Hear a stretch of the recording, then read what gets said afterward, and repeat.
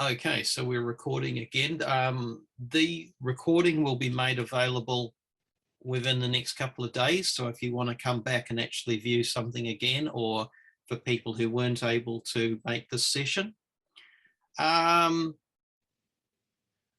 Just one little thing, I guess, just to avoid any, there was some confusion this morning at the Lpsnz set. When Bruce gives examples of the digital set, he's referencing the PSNZ website.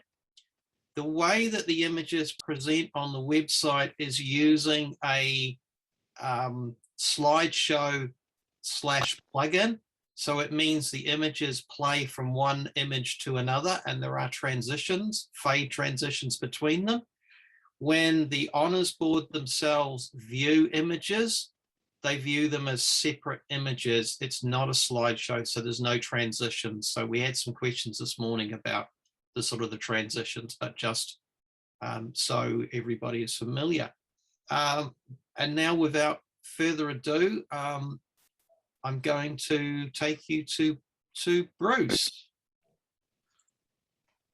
Thanks, Paul. And I see the welcome everybody, and it's nice to be able to have this opportunity to catch up with you all. So we keep this nice and informal, I think. I see there are a few names here that were in there for the licensure this morning. So, you know, maybe 2.5, 3 hours of my talking for one day is quite a big, brave move. So nice to see you all again anyway. So what I thought I'd do today is just introduce the system, how it works. You know, what is the honours system? How do we actually work it? And how do we go about an assessment? That will be from the Honours Board perspective. We'll talk about all the tools that we've developed over the years to help you get yourself ready. And then we'll talk about what an associate is. And then we'll talk about the different aspects of what the Honours Board looks for when we're assessing a set of images. Now, first of all, I think I know most of you, or a good number of you. So I'm Bruce.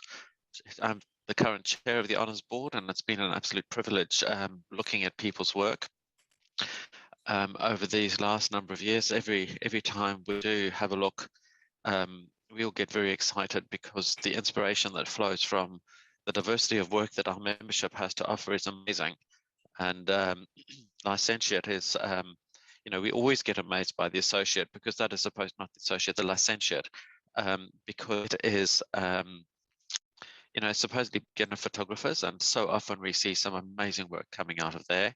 And then the associates step it up, and we get all sorts of great stuff coming out, and we start getting challenged. And then, of course, when we get to see the fellowship, we never know what's going to come, and we never quite know how it's going to challenge us, both intellectually, emotionally, everything you can think of. The book gets thrown at us. So the inspiration that comes from you guys is huge, and it's amazing to see what everyone can do. So the honours system starts with the licentiate, which is essentially the beginning of the first rung on a ladder, and that rung is about demonstrating that you've got general capability as a photographer. And when we say general, we mean general. So we can expect to see you pop in any situation and be able to take a photograph of some competence. The associate just steps that up a level. So we're still looking for general skill in photography. In other words, we should be able to put you into any environment and you should be able to figure out and make a photograph. The step up from the associate level is that everything at the licentiate is we're looking for greater development.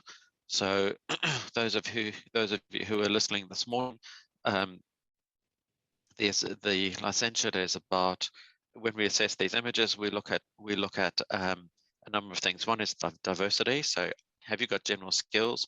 Can you put a portfolio together? And are you technically and compositionally communicating really well? The associate level is an advanced version of the associate, of the licentiate.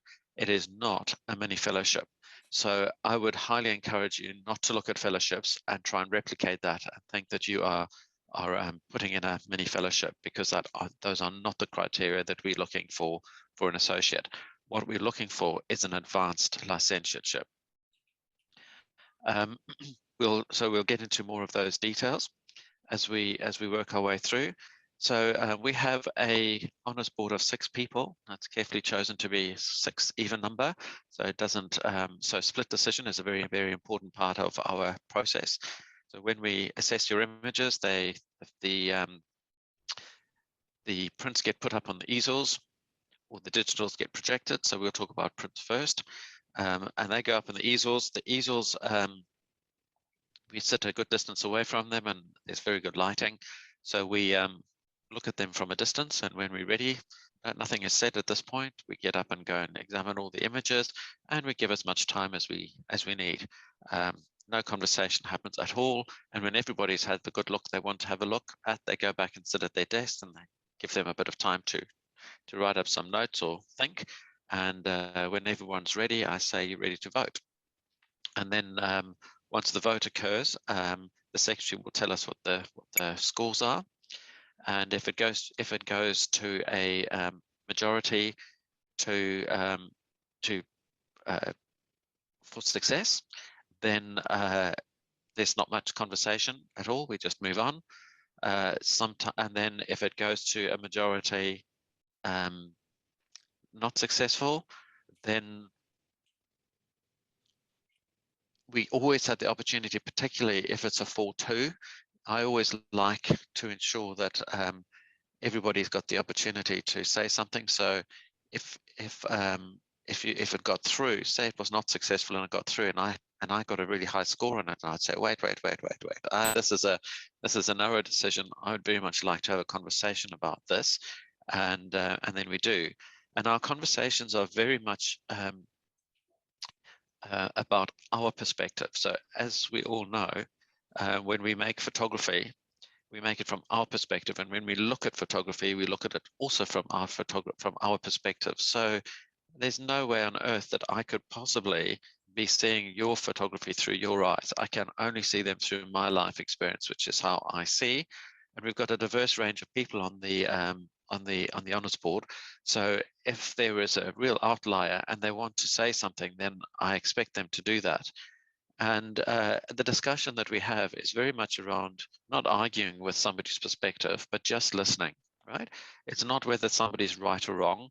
It's about getting their perspective on the photography. Because if I've given a high score and somebody else has given a really low score, and I highlight something that other honours board member had not seen, then the penny could drop, because it's not within that, maybe not within that person's experience of seeing this sort of thing.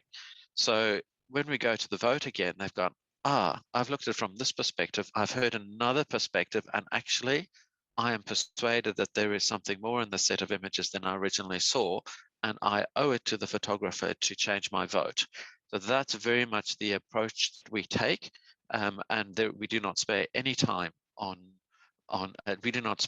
we take as much time as we like, because we've got plenty of time over the days to be able to do it, and it's a real privilege to be able to do it.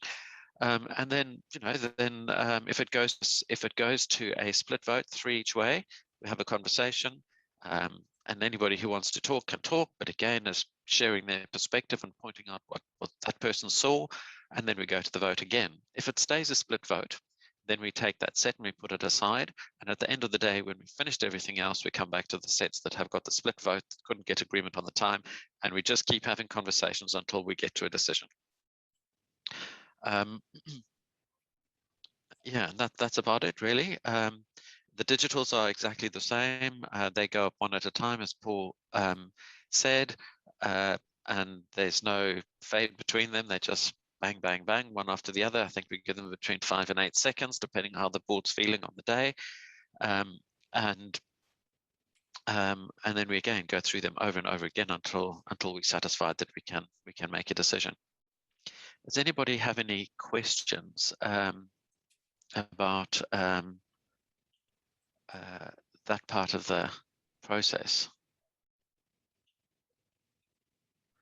Yeah, there's a question already in there, but we'll get to that later on, I think. Okay. So the next bit is, what do we have to help you get through your process of building your set? In the last session, I finished off by saying that it's probably a good idea, and it is our experience when we look at people's work and the number of conversations we've had with people that have got through and those that have not got through. It's quite clear that if you embark on your associateship or your fellowship or even your licentiate as a new project right from the beginning, you've got a much better chance of succeeding, because we have some guidelines which define the playing field within which you can develop your set. And our experience is that if you go into your stock of photographs and try and force fit things into those guidelines, it tends to show. So I would highly encourage you to start with an idea and build that idea and develop it over time until you've got your associate working for yourself against these guidelines that we've developed. Now, the guidelines, again, are just guidelines. We've worked on them significantly over the last 3 or 4 years, so they should be a lot clearer than they have been in the past, and they are ongoing work. So if you're looking at the guidelines, which you'll find on the website, which Paul can put the link in at some point, and you find that they're not clear, please just let me know so that we can work on it and get them better. But they are pretty, they explain the different aspects of what an associate is, and working to those guidelines is really quite important, because at the beginning of each honours session, I'll spend the whole afternoon of the Wednesday working with the board to make sure that everybody fully understands those guidelines, because it is the guidelines that we use to make our assessments. And we've been really clear over recent years that what the membership really deserves is consistency of the application of those guidelines, because if they're not consistent and you look at historical sets and you can't see consistency in application of the guidelines, you're just completely at sea in terms of what's expected by the board. So I'm pretty firm as my tenure as chair that we'll create as much clarity as we can without force-fitting people into a particular way of photography. So the guidelines are exactly that. They're guidelines, they're not rules. They're very broad, so they're not designed to tell you that you should photograph in this style or that style, but they certainly are designed to help foster the purpose of, the mission or purpose of PSNZ, which is to grow photographers, and that's the creative aspect of our society. And so the first one, the licentiate, is about competency. The associateship is about advanced photography and finding yourself as an individual photographer. And the guidelines spell that out a little bit. So for the associateship, we're looking for you to be able to answer a question something like this. If you can state to yourself something along the following lines: I can use my camera to apply advanced techniques across a wide range of situations and conditions to demonstrate advanced photographic skills. I'm starting to become an artisan with advanced but general photographic skills. I am still exploring who I am as a photographer. Then you would fit the mold for an associate. Right, so the guidelines are there. Have a good look and read through them, understand them thoroughly, and if you have any questions, let us know. We've also started to populate the website and the PSNZ website with successful sets, and I would recommend that you look at the most recent sets, because as is with most things, we as a society evolve. As an honours board, we evolve, and as photographers, we all evolve.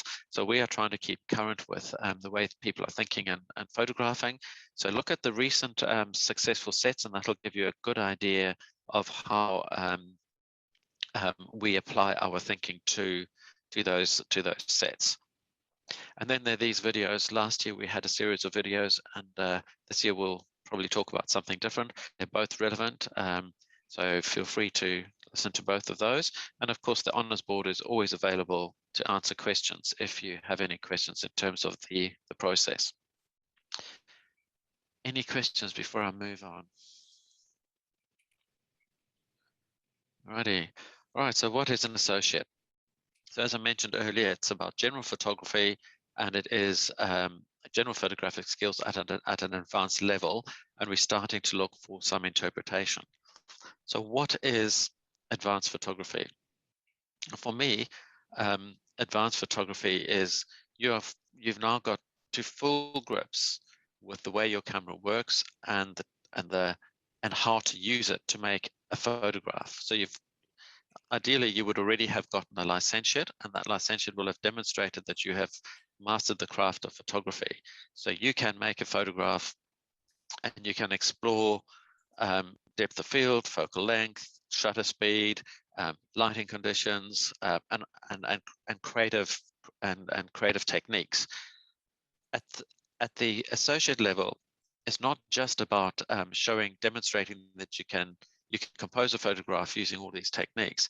It is about taking it another step forward, which is to start putting your stamp on your photography and start showing us some interpretation of a subject, your particular viewpoint of that subject, start using creative techniques that are beyond the beginner level, all of those sorts of things. Now, again, it's not about me telling you what an advanced technique is. It's about you knowing and understanding where your photography is, and then taking it that step further. And a lot of that is developed through looking at going on courses, doing the PSNZ workshops, doing webinars like Maury's just been doing, experimenting with your own photography, developing your own ideas and evolving them through experimentation until you start to find these advanced techniques that work for you. And it's very obvious when you look at people's work as to their general level of competence. Now, it doesn't mean that you have to go and photograph and do a huge amount of post-processing to demonstrate advanced techniques. So people who used to photograph slides or film and well, no, let's talk about slides, because slides you couldn't go and post-process in any way unless you were very smart. But what you got is what you got. So all your creativity had to be done in the making of that, in the exposing of that slide. And I've seen some amazing slides, which are good classic photography, but exceptionally good composition and use of light, color, texture, tone, and all of those things that then communicate something stunning and hit you right in that emotional spot. So you don't have to be fancy. You just need to be able to do things really, really well when you get to associate level. Right. So when we look for, and I look at these sets, the three things that we look for. One is diversity. Now that word diversity is, I think, probably struck fear into many a PSNZer over the years. So let's try and get that out of the way. So the diversity simply means you show your skills your general skills as a photographer. We're not looking for you to demonstrate one skill. So if you are really good at shallow depth of field and creating this lovely soft background with lots of bokeh, etc., and you do that 12 times, that's not going to win you an associate. But if you have one of those with a range of other techniques and skills that you might have developed that show that you are able to use your camera in a variety of circumstances and that you've got those general skills, then you are much more likely to be getting your associateship. And so that's one aspect of it. The other aspect is your photographic skills. So we've spoken about that. We're looking for advanced photographic skills, so it's interpretation and execution at an advanced level. And the other one is the portfolio. So what we look for in a print set is a set of images which hold together as a body of work. And when you look at it, you look at that set of work and you know that that set of work is made to stand alone as an entity rather than as 12 separate images. And we'll talk about a number of techniques you can use to make that work look like one body of work that is meant to be 12 images holding together. This can often be quite tricky, but once we start working through some examples, you'll see exactly how people do it and how it can work. But again, there are no hard and fast rules here. If you can think of a way that nobody else has thought of to make your set hold together, you'll really excite us. So that's diversity, photographic skill, and holding it together as a set. And from a digital point of view, instead of looking at your photographs as a group together, we look at them one after the other. So getting that continuity and the way your set of digital images work together is the flow from one image to the other. So the way you arrange your images and the projection flows from one to the other is really important. Again, we'll look at some examples and you'll see how this works well. And don't think of it as a slideshow, because it isn't, because we don't create that third image when we project your images. They're done on a big 65-inch beautiful television screen, which is well calibrated. And they just go one after the other. So it is really the relationship between one image and the other in terms of color, tone, contrast, etc. So just work that carefully so that they flow from one to the other really well. And of course, we tolerate some imperfections. Things don't have to be absolutely perfect, but when you're making your set, you should be looking to get this continuity and flow really good for an associate set. We have the different categories. We've got open. So open is anything goes. You can mix anything together for an open set. Then we've got nature and wildlife. Nature is, Paul will put in the definitions, a link to the definitions into the chat so that you can get directly to those. Nature is very much related to the natural world. So it can be plants, it can be animals, it can be landforms, it can be cloud formation, sky, anything that's natural. And there's a limited amount of post-processing that you can do. Wildlife has got a much tighter definition. So it is animals and plants in their natural habitat, and very limited amount of post-processing allowed, no manipulation at all. So in nature and in wildlife, the story tends to be really important, because you're trying to tell the story of the situation that you're showing. So in nature, the story about the landforms, or the story about the weather, or the animal in whatever environment that it is in. And in wildlife, it is very much about the animal in its natural habitat. So telling that story becomes really important, and that's where we look for your advanced techniques. Diversity can be a little bit harder to demonstrate in those categories, but they're not impossible. So you have to work sometimes a little bit harder. So diversity of animals. So if you look in wildlife, diversity of animals and plants, diversity of environments, diversity of ways in which you can show those plants or animals in the environment is also quite important. So you can explore your camera technique with all of those. What else? Any questions? Okay, does the Honours Board, okay, current, there's one more. Mark, does the Honours Board see the composite of the print set that is required? Does the composite of the print set? I think you mean the layouts. Composite? The layouts. The layouts. Yeah. No, we don't see the layout of the print set. That's used by the secretary and the team to put the images up the way you want them to be put up on the easels, so that we view your set in the way that you want it to be seen. And also, the one thing that I want to stress really strongly, because one of the things that we notice is particularly with the digital, is that when we do get to see the composite, or the thumbnails at the end, and the only reason we do get to see them is that if we want to go back to a particular image, that's the only way that we know which number it is, so we can then ask the projectionist to go back to that particular image. And quite often what we see is people arrange those thumbnails in the same way as they might arrange a print set. And if your images are projected in a way that you would hang a print set, you lose the flow. So it's a very different technique. So be very careful that you don't fall into the trap of trying to arrange your digital sets in the same way that you might want to arrange a print set. They are two different things altogether. The flow is from one image to the other. We don't see the whole set together, We go on a journey from the first image to the last image. Whereas with the print set, it is just one body of work and we look at it as one whole. Same principle, just applied in a different way because you can't view the digital images as one set. So if you have any questions, please ask about that, because we often find people fall into that trap. Okay. And the other thing that we find with associates, and I'm going to be really honest about this, we have the success rate for licentiates tends to be pretty high historically.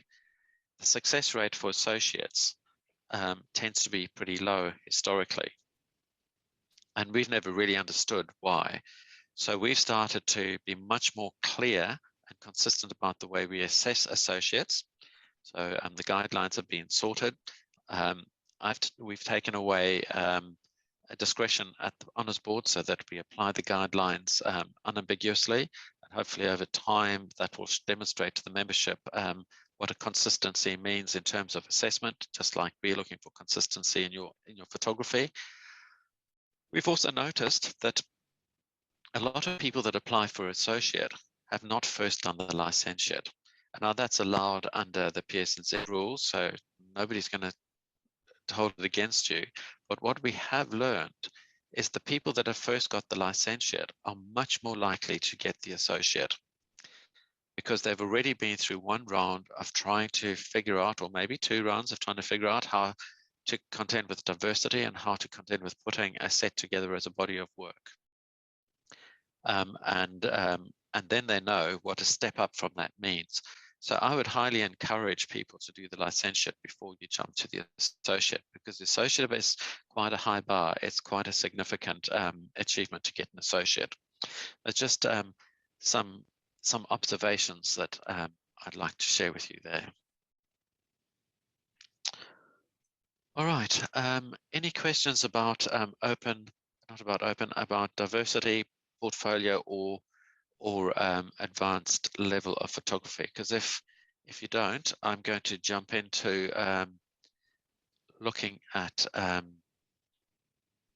some example sets on our website. Can I ask a question, please? Yes, of course. Do we actually number and caption our images that are projected, or do you just number them, or do we number and caption? Entirely up to you. We get to, if your images have been titled, then the projectionist or the secretary will read out every single title. And if you don't want a title, that's absolutely fine. The relationship between your title and your photography can be very loose, or it can be very tight, just depending on your preferences. So it is up to you. We are there essentially to assess the photography, and titles are secondary. Yeah. So when you read them through, when you look at them on your TV screen or whatever you're doing, yeah. you're starting. They would have to be numbered, though, wouldn't they? 1, 2, 3, 4, 5. That's correct. So yes. the guideline sets it out for you, Eric. So when you send your images in, they need to be numbered. There's a naming convention, so just read very carefully through that so that the secretary and her team know exactly what order to present your images in. Okay, done. Okay, right. The other thing that's very important with that naming convention, Eric, is that the first image is 0, 1, not 1. Not 1. Otherwise, what happens is that you'll get 1, 11, and 12 playing, and then you'll get 2. Yeah, you need those leading zeros to make certain it's in the right order. Yeah. So we'll talk about the guidelines and following those guidelines. They've been well evolved over time, and it would really pay you to read them carefully and follow those instructions, because they, if you don't, it creates a bit of stress for people. So don't second guess them. They're there for good reason. All right. Any other questions? All right. So I'm going to share my screen, if I can remember how to do that. share there. I'll take that one there. So can this. Yes. Okay, great. So I'm just going to Yes. rearrange a few things so that I can see things. All right, so this is a set of prints. I think this was Anna Mandino's set, if I remember correctly. The first thing you see with the set is, you know, clearly there's good photography, there's real consistency. It looks as if it all hangs together very nicely. So let's get in and explore. So what the photographer has done here in the top row is shown us some really subtle photography. So it's the lighter tones, the more subtle, misty, see-through type of photography. And then we've moved into something much more sort of dark and foreboding. And you can see on the top row, we can abstract really nicely. There's really good printing quality in these images. The next row starts to show different. So in the first row, we've got, from a photographic technique point of view, the photographer there's been able to get in quite close and isolate and compose in that kind of a way. And that's three very different approaches to the same or a similar thought process, right? And the landscape in the middle being particularly, you know, it's not so close up, but it has isolated elements of the landscape, which is really clever. The second row shows us a number of different approaches, and although some of the items in there, the subjects in those photographs are very common subjects, the way that they've been shown to us are really quite interesting, and we get a sense of nostalgia being evoked through these images. And then in the bottom row, you start to see different elements again. So you're starting to see, you know, people, not just you know, see the relationship between the man and his horse and his dog and his land, and then you get a bit of a closer up picture of the portrait of the person on the other end, and then you're starting to see some very subtle elements of landscape. And what we observe from this set is that not every photographer would be able to pull out of those subject matters what we see. So there's some uniqueness in this perspective. So we're seeing some advanced photographic techniques applied really well, and they are communicating a particular style. So advanced photography is good, and it sits together very nicely as a set because of the toning that and the approach the photographer has brought to the toning in the presentation, but also the way that things have been arranged. So in the top row, you can see that there's literally 3 elements on the left and just a few more than 3 elements on the right. But because they're quite static in their composition, in other words, they don't have a dynamic line that flows through them that takes you anywhere, they hold you quite nicely. And then you can be anchored very nicely into the image in the middle, and that flows very nicely back out to the images on the side. So that row holds together very nicely. On the second row, the tree on the right leans in, you know, the lines lead into the into the row, and the power pole on the left-hand image down here anchors you onto the image. That's a boundary on one end. The tree pushes you into the set, and then you roam across these reasonably static compositions in the middle again. And then on the bottom row, we've got all this dynamic going on in these 2 images, but we are held in by the theme that sits on the edges. So this man's almost going into his, the road's at an angle and a curve, so you're sort of leaning into the set, and he's looking slightly into the set there. And then these images with their dynamic are pushing you back up into the set. So it doesn't matter where you look into the set, you kind of end up in some kind of a journey. If there was anything I would say about the set, the top row feels a little bit like it sticks out on its own, because the toning is a little bit lighter than the rest, and so you kind of look at it in isolation to the rest of these images. So if we were to have any feedback on the set, it would be about that.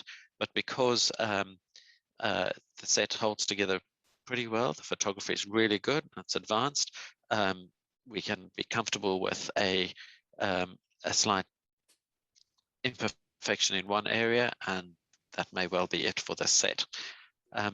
So hopefully that explains how we look at those different aspects in this set. And if you have any questions, please just sing out. Now, Paul, I have for some reason lost my chats. Let me find them again. Yeah, I've got it open just in case. Find it again. All right, so we'll go to another one. Associates. So there was one that you wanted to see, John. That's a digital one, but I wouldn't mind you showing Julia Ray's one. This one here. Yeah. Okay. So every year I take a sort of little walk around the honour sets as part of the national exhibition at the PSNZ convention, and every year we have a serious conversation around diversity and themed sets of images. And of course, a theme set of images very much easier to create. If it's themed, it's very easy to create that uniform look. So these images all look as if they belong to each other and as a single body of work. The complaint that I often get is that if you theme your set, where does the diversity come from? And so how do we as an Honours Board see diversity in a set like this? So if you look at this set, I think it's fair to say that sets like this generate quite a lot of conversation at the Honours Board. You look at this set, they're all square, which is fantastic because I love square. They've each got an element of key element of composition sitting roughly in the middle, not all of them, but most of them. And then there's a story around, so excuse me, I'm just going to have to take a quick cough on it.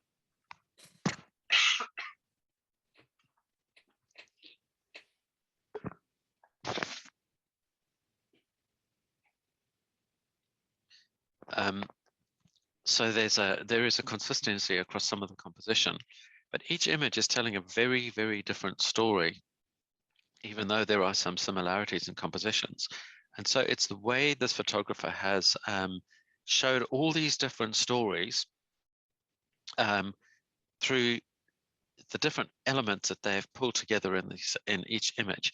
Now you'll see this is Wonderworld's probably a little bit of fantasy genre going on here. It's all being created through layers, and every image has got multiple layers in it.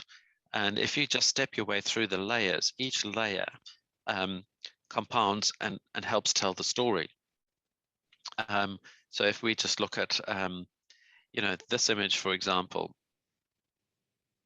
with a lady lying down, there's a dream catcher. She could be asleep. There's a dreaminess going on in the background, but it's, the birds are flying. There's a lovely seascape. There is another compositional element with the dream catcher put into it. And then there's her pose. So the skill that is required to put an image like this together range all the way from trying to light a model and pose a model through to photographing a landscape, combining the landscape with the model and getting all the lighting to work together, and also injecting those birds and the dream catcher in a way that holds this whole thing together. So you could imagine, as the Honours Board needs to do, looking for general skill in photography, that this photographer is comfortable in the studio, but also out in the landscape, photographing dramatic landscapes, because those are the two sets of skills that have come together in making of that image. And likewise, for this image here, there's a beautiful landscape, and that landscape is entirely consistent with the treatment that, the fantasy that is being played out in the combination of that landscape with the model and all the other things that model is interacting with. Likewise, for this image, there's another landscape in there, but look at the perspective that's generated by photographing a floor and how all these elements have been put together, all the range of skills that have been needed in a general photographic skill to achieve that. And so you go throughout each one of these images, exploring the backgrounds and understanding the different things, So here's a door, right? Look at the light coming through the door, but look at how that treatment has been captured, because when you look through the door, you're looking into the light on the other side. but it's darker around this edge and even on the inside. And the lighting that comes through the door and the way it's been applied to the model is just works really well. So those skills are huge. And likewise here in the landscape and the combination of all the different things in it. And then we've got somebody in a room and we're just using natural light in quite a different kind of a way. So I don't think it takes much for a honours board to be able to see diversity in a set like this. If those backgrounds weren't there and they were just textures, then that would be a very different story altogether. All right, and that does raise the question about whether you can buy textures and apply them to your photographs. And our, the PSNZ approach is the work should be the photographic work, and they should be yours. So it needs to be all of these elements need to be yours. All right, are there any questions there? I hope that makes sense. The other thing remarkable that said is that they're all self-portraits. Oh, okay. I didn't know that. So yeah, that is pretty remarkable. Yeah. So the amount of time that must have gone into doing that would be is amazing. So let's look at this one. All right. So this one here, you can see the diversity in this straight away. Okay, because we've got landscapes, cityscapes, people, right? And if I recall, this would be a second attempt. And the feedback that we gave the first time round was definitely around diversity, and this photographer has taken that really seriously and come back with a very different set of images. Okay, so you can see that we started with color, and in the first row, the second row is mixed color and monochrome, and then the bottom row has transformed into monochrome. And in the monochrome, there are different techniques that have been used to show the scenes. That so a lot of diversity here. If I remember, I think this is Eileen Donagh Castle in Scotland. I think I've driven past it, and so it shows this very nicely in its landscape. This image here picks up a lovely landscape, the mood of what's happening in the distance, and the contrast against the little fishing or boating community out here. Some technique over here to show possibly a relationship with some violent weather or some event that has led to this house losing its roof. So there's a sense of mood going there, different technique. Is it a strong image? In my view, it's not overly strong from a compositional point of view or from a technique used in the appropriate way. This is reasonably, top row is a reasonably simple set of compositions. And then we come to the bottom row where we start exploring the city, and boom, we start to see how this photographer can come to play with their skills in the cityscapes. So very complex environment within which this photographer has been able to build a composition which leads you into something new and modern and focus you on something part of the city which the photographer wants to draw you into. And this image likewise, it's a perspective on the city, the high rise, how big it is, how it swallows you up, and all those sorts of things. And then sitting in the middle here is a little icon of something that sits in a city, perhaps buried away somewhere, how people interact in the city and how people have fun in a city. And if you look at the way the second row has been composed, you've got this horizontal, this landscape format here mirrored by a landscape format over there, a good circular composition here which draws your eye, a sort of a triangular composition over there which draws your eye, so they're quite static, and then they push you into the main part of that row. And then you get to the bottom row and we start exploring people in the city. And you've got people here in a sort of a desperate sort of space, and the empathy that those images engender are really high. And then contrast exactly the opposite end is people having fun in the city. And this is all of these things are coming together in that row, but shown such different perspectives. So we get in nice, close and tight here. You're looking at a very direct interaction and a relationship. Over here, similarly, but you've got something in the background that that gives you some context, and the word love in here is also very crucial to this composition. And then you're looking at again, the complex environments that happen in a city. So the photographer's shown us that they can, one, photograph into the sun, photograph good landscapes, use dull light to get something to pop out. And so the diversity of skill is definitely there, and the ability to photograph in multiple situations is great. So is the set perfect? No. Does it get us over the mark? Absolutely. And I think if you were going to work on the set, it would be the top row. And maybe this image a little bit out of place in terms of its coloring, but it is mirrored in colors of blue over here. So you can see there's some good logic, and the photography is at advanced level. So absolutely not perfect, but definitely worthy of an associate.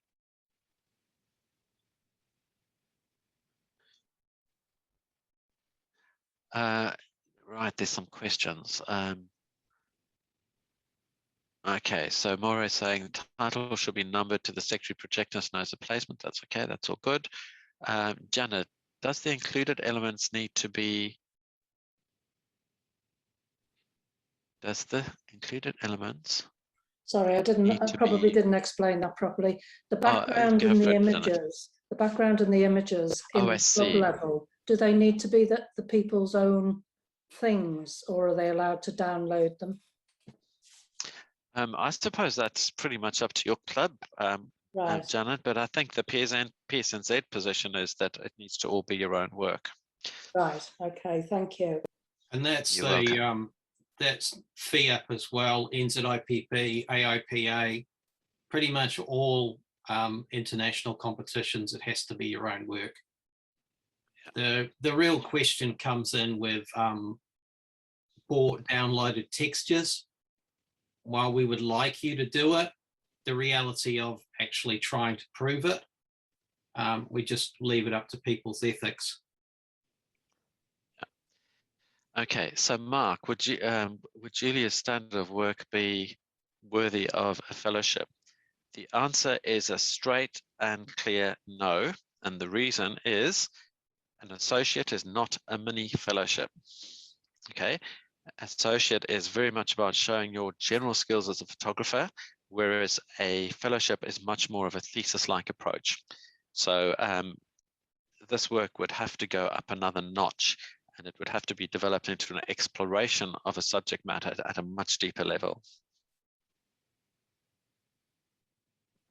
Hope that makes sense. Bruce, one of the questions that comes up with this, so Julia titled her set Wonderworld, and under the guidelines, yes, you are allowed to put an artist statement with an A set.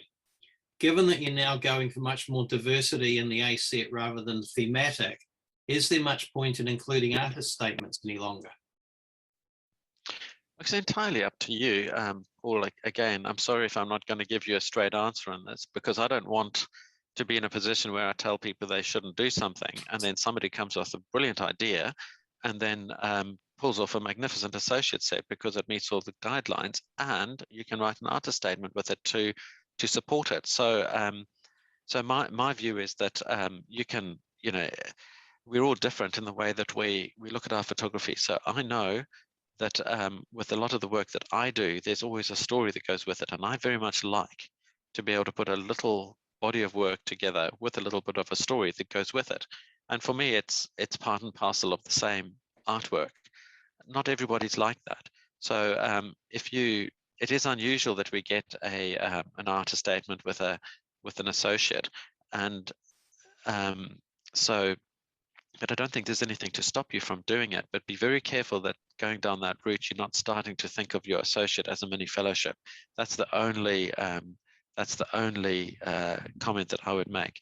But yeah, I mean, there's no reason why something very thematic and couldn't also be diverse, as you can see in the set here. You have a question there from Jan as well, Bruce. Okay, thank you. Am I allowed to submit one image from the Lpnz set? Yeah, I think you can. So you just can't submit the same whole set, and our preference would be, and I didn't need to check this, a good question. I think the objective should be to create a new body of work. But if you've got an image that absolutely fits, and you know, think about that. But I'm going to go and do a little bit of checking to make sure that you can actually move images from one associate, from one distinction to another. It's a good question. There's nothing in the rules that disallow it, and it's actually quite common. Yeah. Okay. So I didn't think it was disallowed, but I wasn't 100% sure either. We have had people who've moved from images from A to an F set as well. Probably wouldn't work these days, but it used to happen. Yeah. And again, going back to the advice that I offered earlier on, is you can see that this set of work in front of us now is clearly, there's consistency of thinking, and there's a plan, and that quite often has to start from scratch rather than trying to bring images together from your archives. So I would highly encourage that you start with your associate idea in terms of how you want, how you just plan it out. How do you want to show diversity? How do you want to, what are the things that you want to show in your diversity? Because there are so many different things you could show. We couldn't see every photographic technique in 12 images, but we certainly could see a good number of techniques in those 12 images that shows us that you've got general skills in photography. So, what are the ones that you want to show? Give yourself a little bit of stretch there too, so you're learning something new. And then think about how you want your images to flow. Have a concept in your head, and then go out and make those images and build your set from there, and treat it as a project that you develop from an idea that ultimately culminates in your submission. Right. So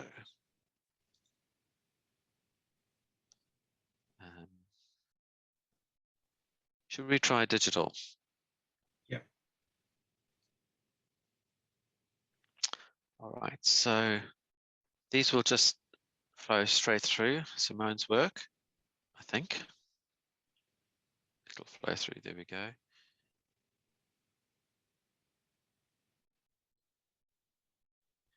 This is earlier ones were playing automatically. These ones are not. So I'll just click through them. Just give you an idea of the set, and then we'll talk about it.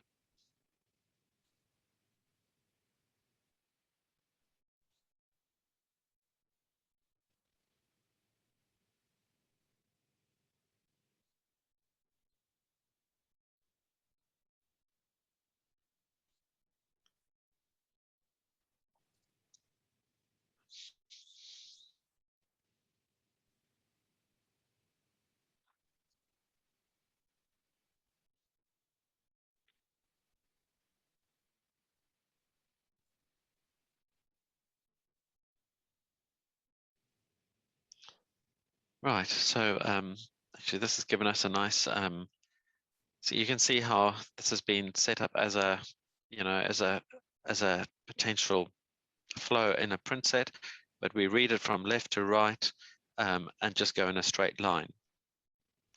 So the simplicity of the first image with the iconography that's going on is very poignant. And just the simple blue toning just pulls together those lovely simple elements. And then the very next image just kind of takes you into the same toning, but a very simple but beautiful composition that then moves into another interpretation of geese in the landscape, and it feels really cold, and then moving us into circles. But look at how those tones of blue and white just flow the way through. And again, the fourth one along, this one circle, the composition there for me is so simple, but it just communicates flight and the simplicity. So the ability to just isolate the most important element of what you want to communicate is great. And that's flowing into, interestingly, something round but in a square format, but the flow works really well. The blues are picked up again. This feels like an eye to me. So I feel as if I'm being looked at and an eye in different dimensions, which is really interesting. And then that circle flows through again into you know, the isolation of these, I think they're spoonbills, and it feels like, you know, they're lonely on a big planet which is deserting them. So that's my interpretation of this. And then we move into something a bit more landscape, but look at how the tones, although the shape changes, the tones flow through quite nicely. So we're moving, there's a sort of a warmer tone creeping in over here, which hasn't been in the previous ones. And now the warmer tones are starting to flow through into the next image. And technique used here, which is camera movement and low shutter speed, just to give us a sort of impressionist approach of idea of this snow forest.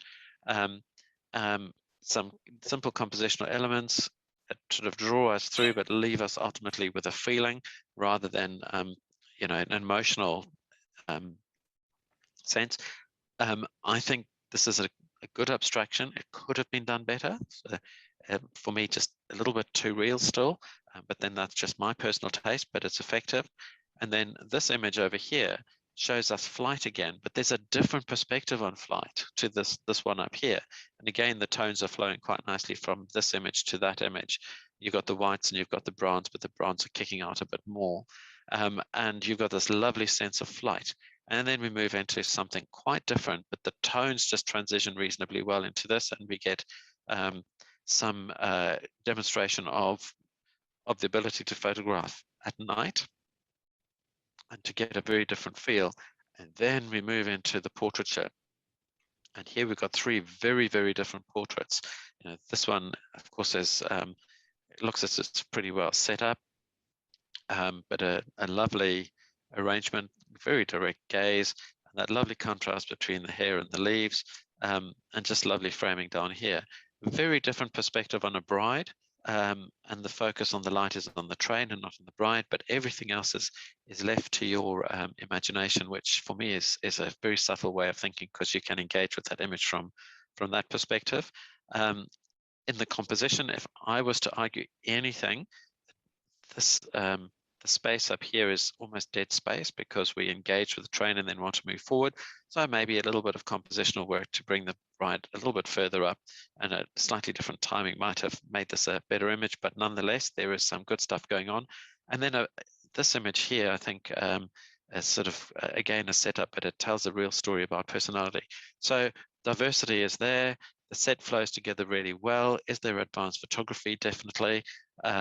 And are there some imperfections? Absolutely. But look at the creativity that's flowing through. And we've asked you to use the camera to apply advanced techniques across a wide range of situations and conditions to demonstrate advanced photographic skills. And you're starting to show the world the way you see them. I'm exploring who I am as a photographer. And I can definitely see that there are a number of images in here which are through the photographer's eye. If you put the same people in the same spot, you probably not get similar images. So we start to get a particular perspective flowing through, which is exactly what we're looking for. So for me, this is a good associate. Bruce, just so you know, we have a closed Facebook group for the APSNZ support. Simone is actually a member of that group, and this was a successful set on the second attempt. Within the group, she has actually posted her first attempt and the feedback that you gave to her, and then what she did to take it from the failed set to the successful set. Yeah, great.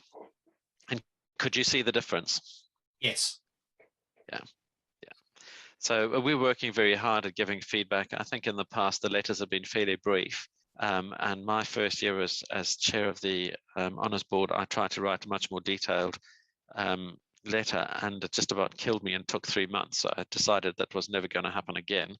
So, and then we still had people trying to interpret all sorts of things in the letters which didn't exist. And so I thought, no, there has to be a better way. So we now record the session of the Honours Board. So, and then the secretary puts those all into a file, and I am able then to go and listen to the recording of our assessment and refresh my mind exactly what we were saying. And then I will go and record a video with your images and give you feedback on each one of those images and your set as a whole, to give you a much better idea of how the Honours Board assessed that set and what feedback we offer. And those went out this year. Paul, I don't know, I haven't heard any negative feedback, which I find quite incredible, but I don't know if you have. I think they've certainly gone a good few steps forward in helping people. No, some people haven't necessarily agreed with your assessment. But that's the I've main never problem. asked them to agree. But nobody, as far as I'm aware, has actually criticised the feedback. And yeah, they're quite valuable. We've actually got, I think, 3 people have actually posted the links to their feedback within the closed group as well. Oh, fantastic. Okay, so we'll keep working on that, and that was a first time, and I'm sure we can do better. So we'll keep evolving over time so that people get feedback. So, you know, our objective is not to make it too hard for people, and what we really want to do is maintain the standards of the society and to ensure that we honor, you know, previous, you know, people who've, you know, everybody who's ever got an associate before with continued support of that standard, and want people to be really proud of their work. But in helping people to get through, it's not about making it too difficult. It's about making sure people fully understand what we're trying to do and how we're trying to assess, so that we create a situation where people are so well informed that getting through the first time is not necessarily as difficult as people might have perceived it to be in the past. So what we really want to do is provide as much feedback so that people can get these honours much more easily or much more quickly than they did in the past. So what we find with associate is people gamble with it. They don't really realize what a high standard it is and how much interpretation is required in that advanced photography. So they try to do a licentiate style and put that through to associate, and so they don't get through. So we have quite a high failure rate at associate.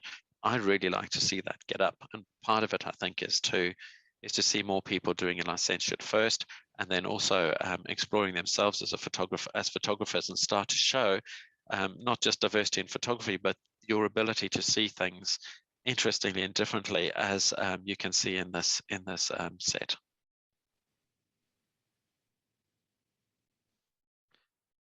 Let's go back again. Any questions? Okay. So Caroline, probably that is a conversation for, so you've asked, Julia's set would need to be developed to greater depth for a fellowship level. Can you give an example of how the developments could be made?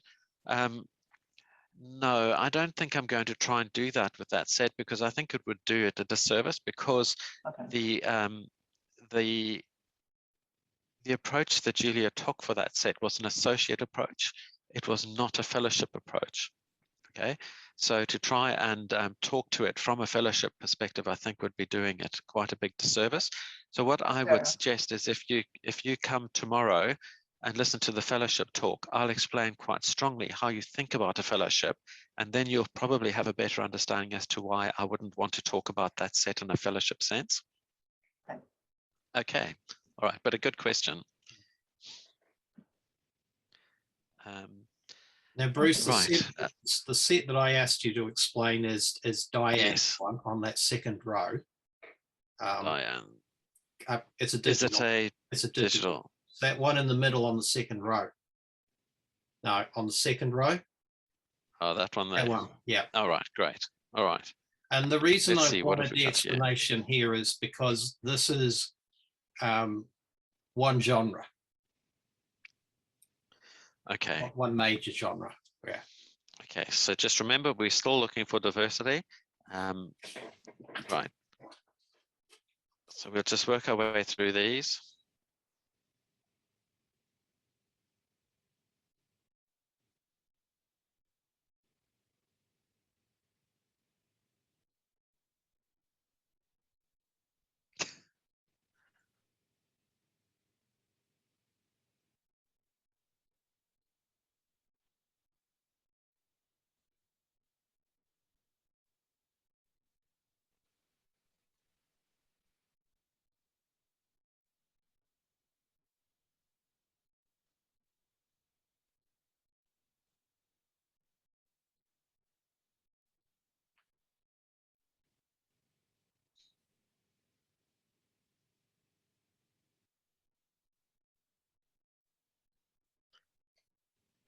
Okay, so within, so the genre, I suppose, I don't know, how would you talk about that?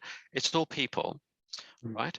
But there are different elements in here. So some of them are street photography, some of them are very posed and set up, others are fly on the wall, etc. So and some different techniques used in all of them.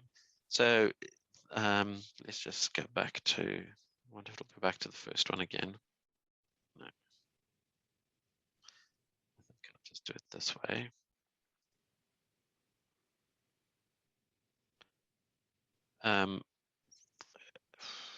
Which one was it again? This second row, middle second one. that one. Yeah. Yeah.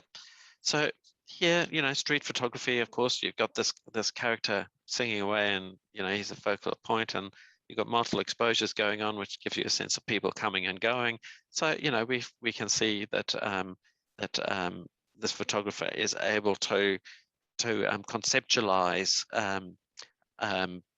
a street singer in the way that they photograph and the comes and goings of people and the movement that goes with street singing, but still keeping a real central focus on the story here, which is that guy doing his thing, and supported by others. But you know, great use of multiple exposure. So we go away from multiple exposure technique to pretty much fly on the wall photography. So these people don't look as if they know that the photograph has been taken. So the composition is very smart, and you're not engaging with anyone, but you're just getting a sense of what's going on, and the different elements in this image are very well captured. And we're left wondering what's going on with a fish sitting there with everybody doing their own thing in the background, and it's all men, and it, you know, all these things kind of work your way through the head. So very different technique. And the angle is somewhat different in that she's got right down low. Again, from this point of view, there's isolation going on here, and very simple composition compared to the previous ones, which were a little bit more complex. Again, captured a moment which looks like it's just completely natural. These three girls doing their thing. The lighting in this is somewhat different to the other two. Again, very natural lighting, fly on the wall, captured a moment, and I look at that guy and I get an instant dislike for him, right? It just seems sleazy, right? Just instantly, I don't like him. And I look at these women on the right and I have a huge empathy. So again, this is, again, fly on the wall, but look at the different perspective that we've got within this. Again, it's a bit of isolation. The composition's great, the timing is great, but the perspective is looking up, which is quite different to the other photographs. And again, you know, the moment that's been caught here is just funny. I just want to laugh. Look at the expression on this lady's face. Look at the tenderness of that touch. You know, you just have to wonder what the hell's going on here. And again, look at the backgrounds all happening. Lighting is really interesting. Similar techniques to a couple of the others, maybe, but the you know, the story is well captured again. Again, a different perspective. Look at the use of background over here and how that's been included in a way that we haven't had in some of the other images. The braveness of getting right down low to mirror what's going on over here. These ladies lying down and doing their thing. Just again, for me, is you know, just showing versatility in your photographic approach. Yeah, again, a similar approach to some of the other ones, but again, captured a nice moment, but also the braveness of including some of that background without throwing it out of focus, I think is really quite stands out in this image. And then the depth of field in this image also works for me quite nicely, because, and the lighting and the way that she's pulled together all these different elements. If anything, I might, you know, the story is sitting around here and this dead space over here. So timing of perhaps having this gentleman over there might have made it a better composition, but you know, this is what we've got. Very well set up, waiting for the moment, and well posed. Lighting is great, but again, there is a repetitive compositional approach to this. Again, isolation, and just the timing of the feet over there and capturing that intimate moment. Something quite different in terms of perspective and how these people are relating. What we've got introduced here is this lovely reflection and that relationship between that girl and the boy. You know, the cleverness of this composition for me is amazing. So we start at this casual line up of the foot, get at the face, belt down to this boy's delight. Then we can see what she's actually, what her actual expression is, which is a third ghostly image in this image, and you know, that's really, really clever, and it just pulls out another aspect of this photographer seeing. So, and again, we've got a similar technique in here. You've got the relationship between the grumpiness, self-absorption, something going on in the cafe, cleverly seen. And then we've got a very different take on a portrait, again, showing a very different action, and showing that the photographer is equally comfortable inside. So it feels. So there is diversity in approach to one particular genre. Are there similarities in some of the images? Yes. And I look at this image here and that image there, and I kind of see similarities.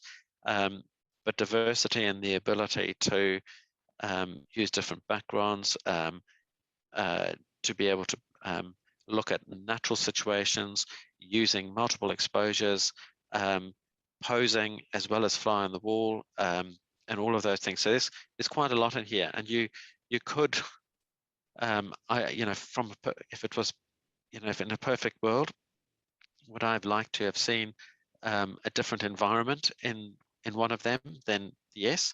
But I look at these images and I again look at the compositions, and perhaps this image here, and you can see that they can compose in the natural environment, they can compose in a city environment, they can isolate really well, they can, yeah, you can see that this photographer is actually quite versatile in the way they utilize the space around them.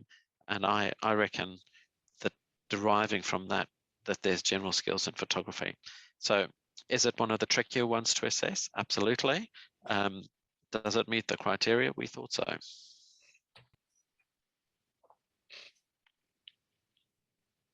Okay, Rob. The one I'd like reviewed is Joe Curtis. I have trouble seeing some of the flow stages. Okay, so that is obviously a digital as well. So Joe, it's not that one. Those are print sets. You've come down too far. Oh, thank you.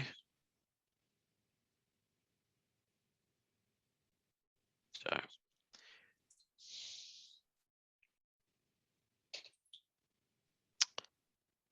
All right, so we have this wonderful triptych. You've got, all right, so you've got that flowing to, we'll just go through this and then we'll talk a bit more about it.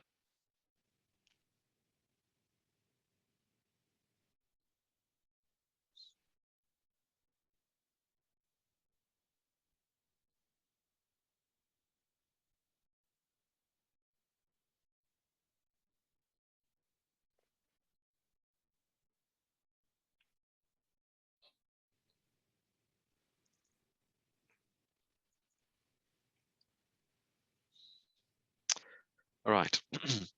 Okay, so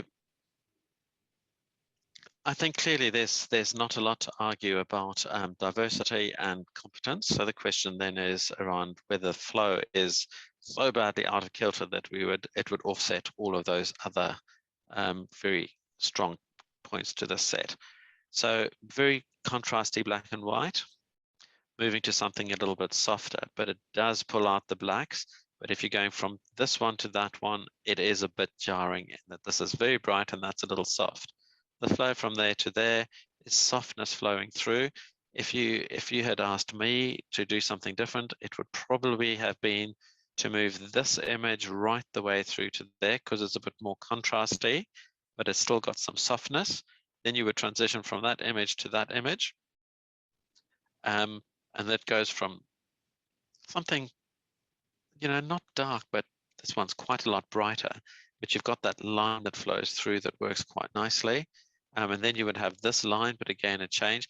this image in my mind is definitely well out of place, and you definitely lose your flow as you go through to this point, because from that one to that one's quite jarring, and then from this one to this one is quite jarring.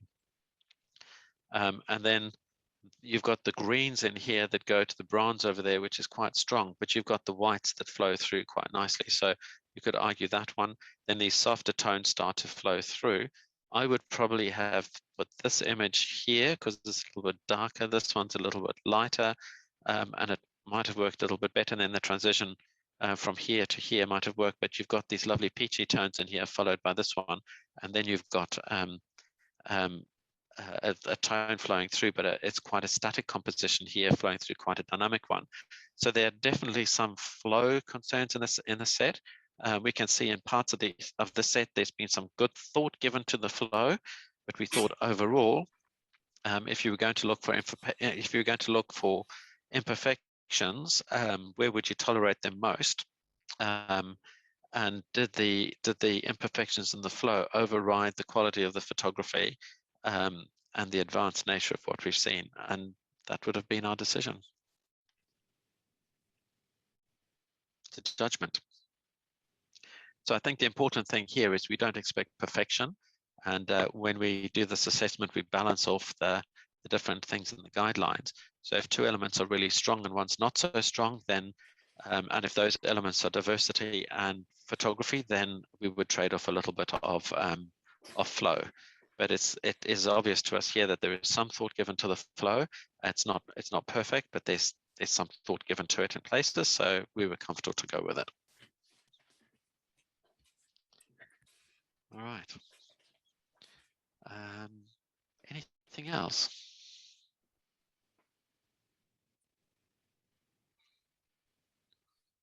All right, somehow we've managed to while away an hour and 20 minutes, Paul. It flew by. Okay, so I'd encourage you to keep looking at these sets and just bear in mind, you know, no set is perfect, and if we tried to set it perfection, you know, nobody would get through. So when you're looking at these sets and if you think the flow is not quite right, just look at the quality of the sets and look for the elements of flow in there that are working well, and you'll probably get a bit of a clue in there as to how our thinking went. Bruce, do you want to make a comment specifically about a nature set? Oh, yes. All right. So, yeah. So I don't know if, all right. So, yeah, there's clearly diversity here because you see so many different animals.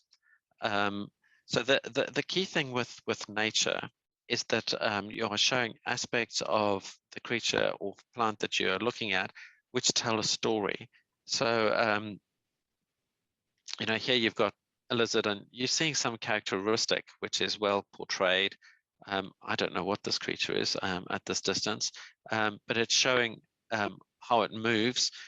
This is a characteristic of a crocodile, which is very usual if you've grown up in Africa. You sort of, or parts of the US, other places that have crocodiles. This is a very typical stance of a crocodile. And again, you're looking at different animals doing different things, and you're seeing those characteristics. The way the set is set up is you've got something coming in over here, something going in over there, something static in the middle, so they pull you in. Again, you know, got this reptile here and that reptile holding you in. The spider right in the middle, which is holding you in, nice static with the birds reflected on either side. So good thinking there. You know, the relationship between the elephants here and a very different set of relationships over here. So this is intimate mother and calf. This is mothers and babies and the protection that goes on in that herd, and then the feeding with the deer here, and again this relationship between the primates and their babies. So there's stories in all of them. There's diversity in the subject matter. We've got close in and we've got further away. The lighting is not as diverse as you might like. The nature story is pretty strong in a lot of these images.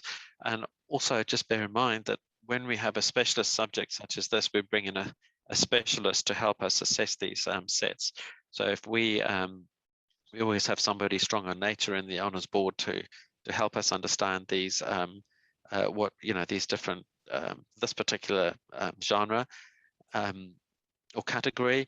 And if you want to put something in specialized as well, so if you want to put in a scientific study or set that requires us to understand what's going on, you can also nominate a specialist that can advise us as to what's going on in that, but you need to do that in advance. That's also in the guidelines.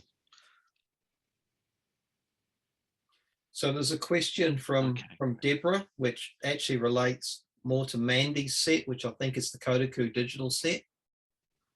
Okay. Wondering what the significant difference is when telling a story of animals in their natural environment between a set and an L set. Can we look at Mandy? Yep, we can. So what you've seen in Gillian's set here is real diversity, and each individual image has got a story, right? What you'll see in the set that we're about to look at is that the story flows. Okay, so here we've got birds, right?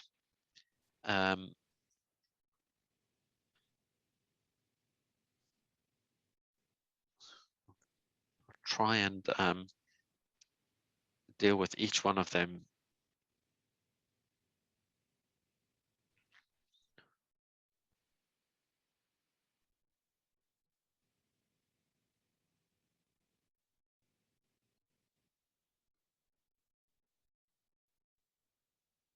It's one of my all-time favorites, that photograph, and this one.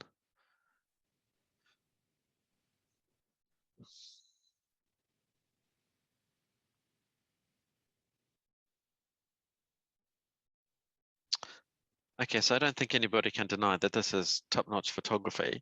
So here, it's captured the moment, birds in its environment, it's beautifully exposed, you can see all the detail, it's crystal clear and sharp in every place that it needs to be. And so that skill of documenting this bird is perfectly captured. Again, here, you've captured a moment of landing, which is quite hard to achieve. And the depth of field is fantastic. So the rocks are sharp, so that you're not distracted by the sea background, but the sea background definitely gives you the environment within which this bird lives. And that timing of that landing is just fantastic. So it's captured so much. Here we've got a different perspective again, but it shows off this bird catching its food. And again, the lighting is great. The use of depth of field is fantastic, and it's all appropriate to the story being told. Again, timing is fantastic, different lighting, different bird, different composition. Sorry, I'm trying to click on it to keep it to stay. And so that goes. And then again, a very different perspective, getting closer in, getting down to ground level, catching that moment, getting a great composition, showing that depth of field. Again, this is about relationships. Just look at that lovely relationship there. It's just awesome. And again, a pretty low perspective, but a very different composition. And again, a simple composition and a similar perspective to what we've seen before, but capturing very different characteristics of the birds. And so we go. And I think you can get the gist of it. This person has shown that they're actually able to, in the category of nature, photograph a diversity of birds and a diversity of habitats doing a diversity of things. And I think that shows that as a nature photographer, you could put them into quite a few, well, even if you want to say as a bird photographer, you put them into a wide range of circumstances, then they'd be able to capture the characteristics of these animals. So they've jumped over the bar for us. Bruce, one question with the placement of the images in this set, given a digital set. So the birds in the first 5 images are pointing to the right. The birds in the last 5 images point to the left. The 2 shots in between, you've got the crossover birds. So it's quite deliberate, almost a print very line up with it. Yeah, very clever. Yeah.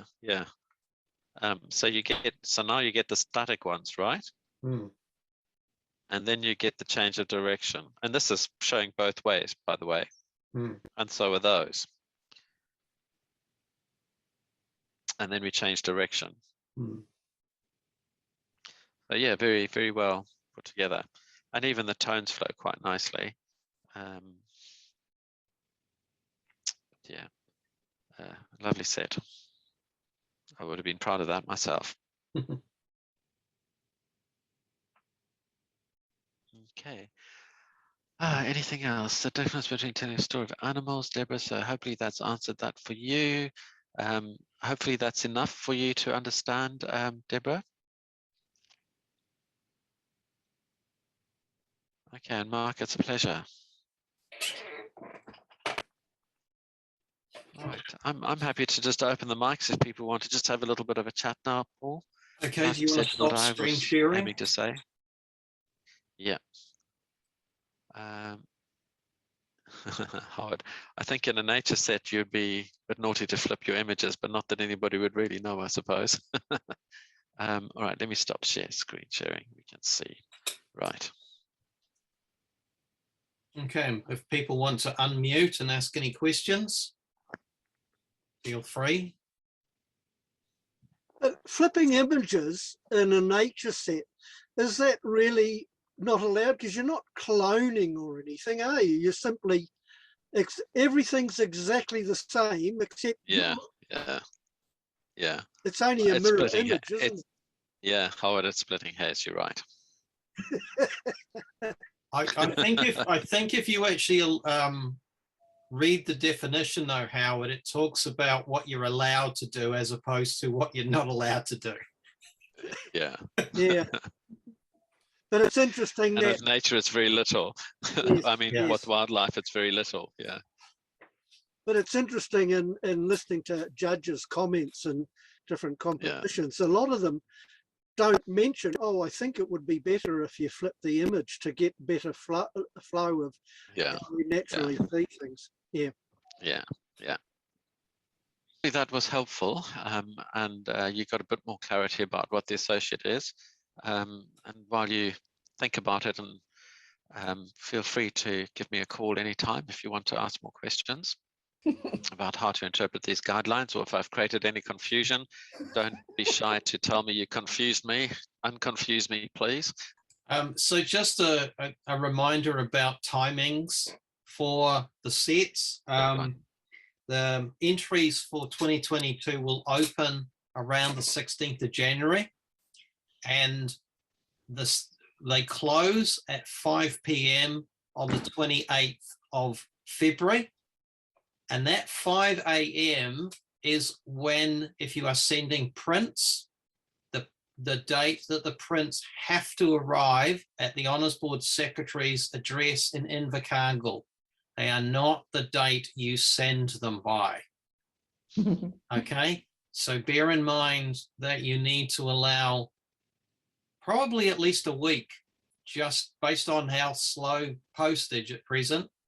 And of course, there's lots of people found, in these COVID days, I wouldn't leave getting stuff printed till the last minute, because there's no guarantee your printer will be open or your Mac person. Time to get self-sufficient again, Paul, isn't it? It is. Especially with the matting. Yeah. That's fabulous. Thank you so much, Bruce. Thank you. Oh, that's a pleasure, Caroline. Anytime. And send an email or call if you need anything else, because our objective is to really help and get people through. So whatever we can do, we will do. You mentioned a Facebook closed Facebook group.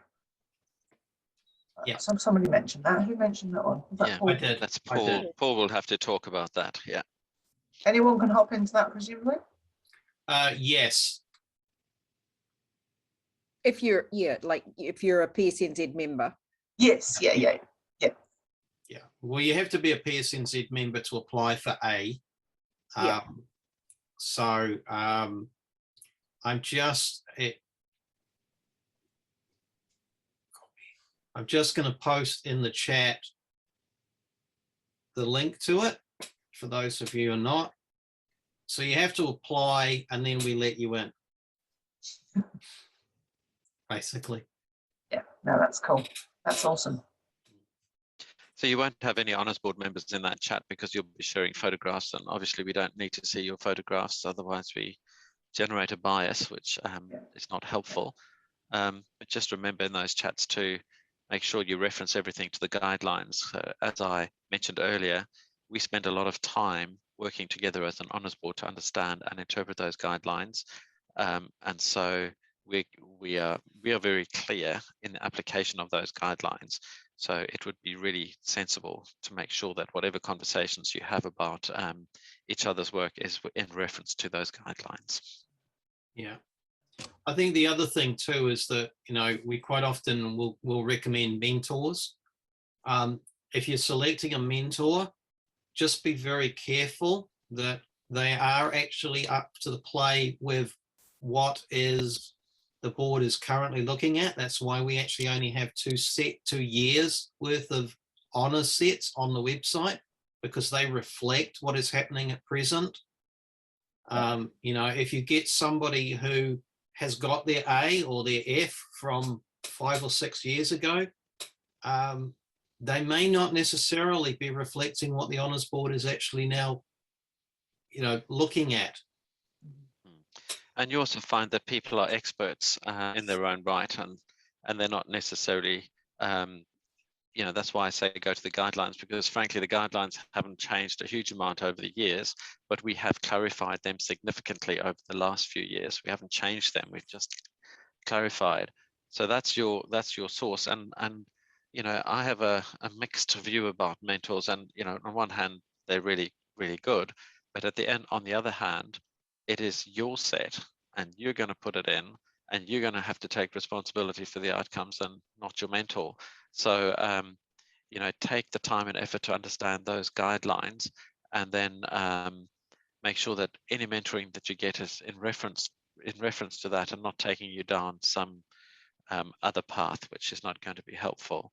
And so as well-meaning as people are mostly, and they're generously offering time and effort, it may sometimes not be as lined up with the guidelines. So make sure you understand those guidelines and get the interpretation and feedback on your work relative to that. I can't stress that enough.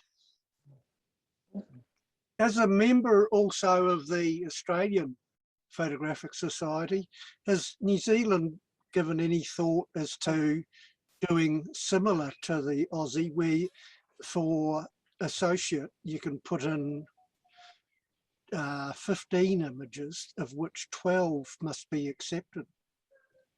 I mean, Howard, I've got a smart answer to that. We've often wondered why the Aussies don't do what we do, to be honest. Well, I'm an Aussie now, so.